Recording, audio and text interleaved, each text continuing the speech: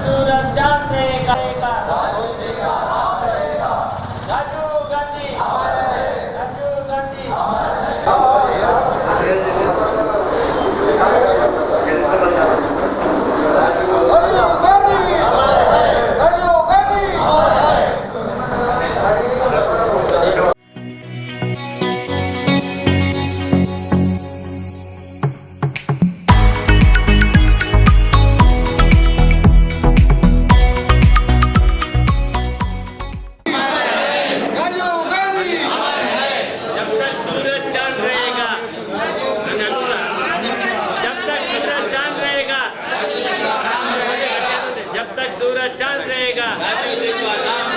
राजीव गांधी अमर है, खत्म।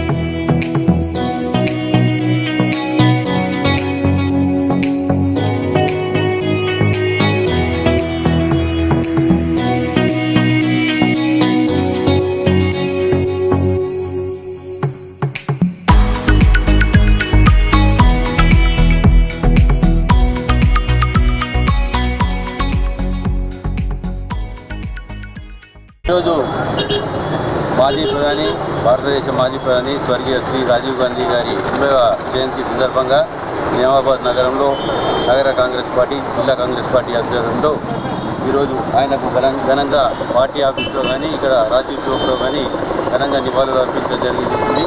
దీంతో కిసాన్ కేంద్ర జిల్లా అధ్యక్షుడు నింబారంగారెడ్డి గారు, సేవదాలు జిల్లా అధ్యక్షుడు మన సంతోష్ గారు, ఎన్ఎస్ఏ జిల్లా అధ్యక్షుడు వేంద్రాజు గారు, శ్రీ చైర్మన్ గారు, అలాగే ఎస్ఎస్ఎల్ లింగన్న గారు, మన ఎస్టీఎస్ఎల్ అధ్యక్షుడు మన సుభాష్ యాదవ్ గారు, ప్రభాకర్ అన్న ఎస్ఎస్ఎల్ అధ్యక్షుడు మరియు ఇతర frontal organise chairman other Praveen గారు, నర్సింగ్ అన్న, పటేల్ అని ప్రతి ఒక్కరు మహిళా కాంగ్రెస్ నేతలందరూ పాల్గొనడం జరిగింది.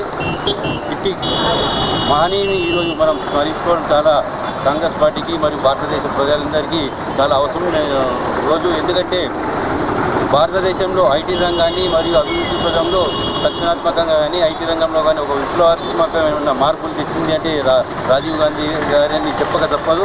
ఈరోజు కొన్ని లక్షల యువకులకు ఐటీ రంగంలో ఉద్యోగాలు వస్తున్నాయి, వాళ్ళ కుటుంబాలు సాఫీగా సాగుతున్నాయంటే ఆయన చేసిన ఐటీ రంగంలో విప్లవాత్మకమైన మార్పులని చెప్పక తప్పదు.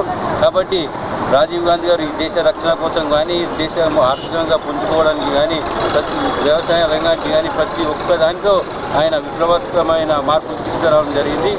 ఆయన తీసుకొచ్చిన మార్పులతోనే ఈరోజు దేశం ఈరోజు సుభిక్షంగా ఉన్నది గంటపరంగా చెప్పక తప్పదు.